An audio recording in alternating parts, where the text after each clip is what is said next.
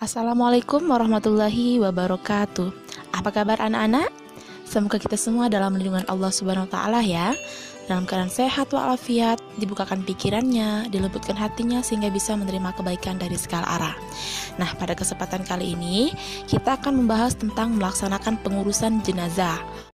Kita semua sudah pasti sering melihat orang meninggal di sekitar kita, baik itu disebabkan karena sakit ataupun kena bencana yang kesemuanya sama-sama membawa kepada kematian. Kematian ini adalah kepastian dan ketetapan dari Allah.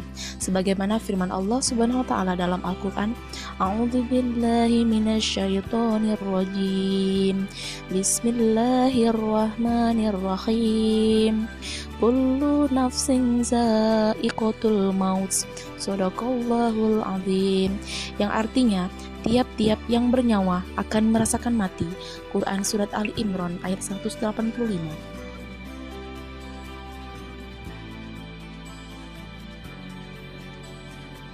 Tindakan yang pertama dilakukan saat menghadapi jenazah adalah yang pertama memejamkan mata jenazah jika mata si jenazah masih terbuka. Yang kedua, menutup seluruh badan si jenazah menggunakan kain panjang. Yang ketiga, posisikan si jenazah di tempat yang aman. Yang keempat, kerabat dekat tetap boleh mencium si jenazah.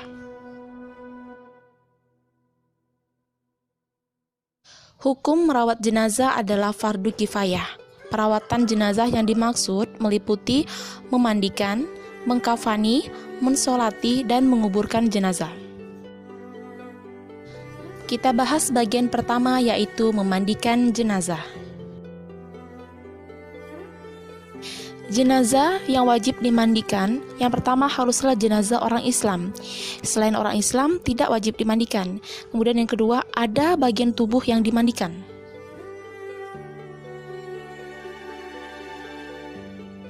Adapun yang berhak memandikan jenazah adalah yang pertama, jika jenazah laki-laki yang memandikan laki-laki juga, selain istri dan mahramnya. Yang kedua, jika jenazah perempuan harus perempuan juga, selain suami dan mahramnya. Yang ketiga, jika suami atau istri yang meninggal, yang paling berhak memandikan adalah suami atau istri dibanding lainnya. Beberapa hal yang harus diperhatikan saat memandikan jenazah, yaitu yang pertama, tempat memandikan jenazah harus dalam keadaan tertutup dan tidak ditonton orang banyak. Yang kedua, letak jenazah di atas dipan atau tempat yang lebih tinggi.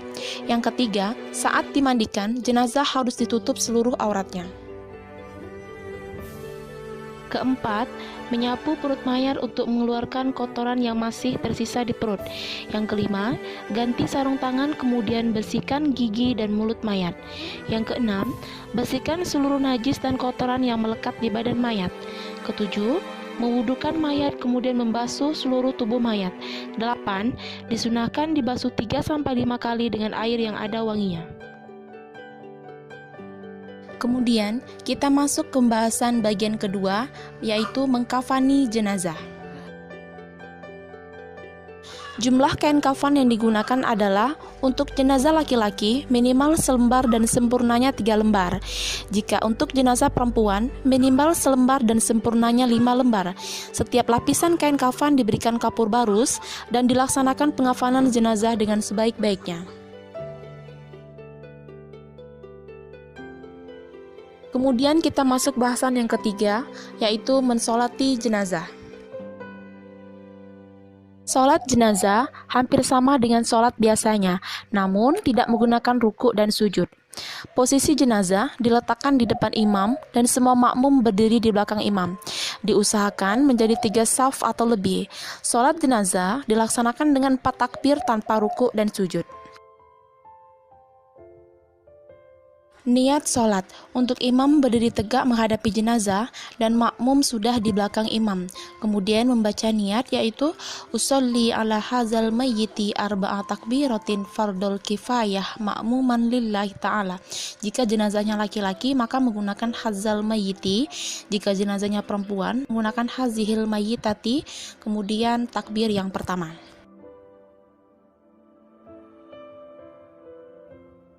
Setelah takbir yang pertama, kemudian membaca surat Al-Fatihah. Ayo kita baca bareng-bareng. A'udzubillahi minasyaitonirrajim. Bismillahirrahmanirrahim. Alhamdulillahi rabbil alamin. Ar-Rahmanir-Rahim. Maliki yaumiddin. Iyyaka na'budu wa iyyaka nasta'in. Ihdinas siratal mustaqim. Siratal ladzina an'amta 'alaihim ghairil maghdubi 'alaihim waladdallin. Amin. Kemudian takbir yang kedua. Setelah takbir kedua, kemudian membaca sholawat. Allahumma sholli ala sayyidina Muhammad wa ala ali sayyidina Muhammad kama sholaita ala sayyidina Ibrahim wa ala ali sayyidina Ibrahim wa barik ala sayyidina Muhammad wa ala ali sayyidina Muhammad kama barakta ala sayyidina Ibrahim wa ala ali sayyidina Ibrahim fil alamina innaka hamidum majid. Kemudian dilanjutkan dengan takbir ketiga.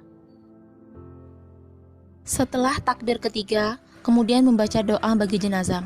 Allahumma ghfir lahu warhamhu wa'afihi wa'fu anhu wa akrim nuzulahu wa wasi' mudkhalahu waghsilhu bil ma'i wath thalji wal baradi wan naqqihi minal khotoya kama naqqaita thawbal abyada minad danasi wa abdilhu daron khairan min darihi wa ahlan khairan min ahlihi wa zawjan khairan min zawjihi wa adkhilhul jannah wa a'izhu min azabil qabri aw min azabin nar.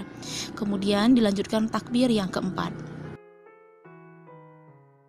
Setelah takbir yang keempat, dilanjutkan dengan doa. Allahumma la tahrimna ajrahu wa la taftina ba'dahu waghfir lana walahu.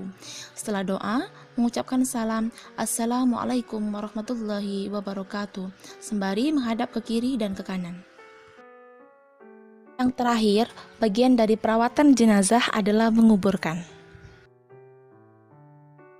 Ada beberapa anjuran yang diajarkan oleh Rasulullah dalam hal menguburkan jenazah.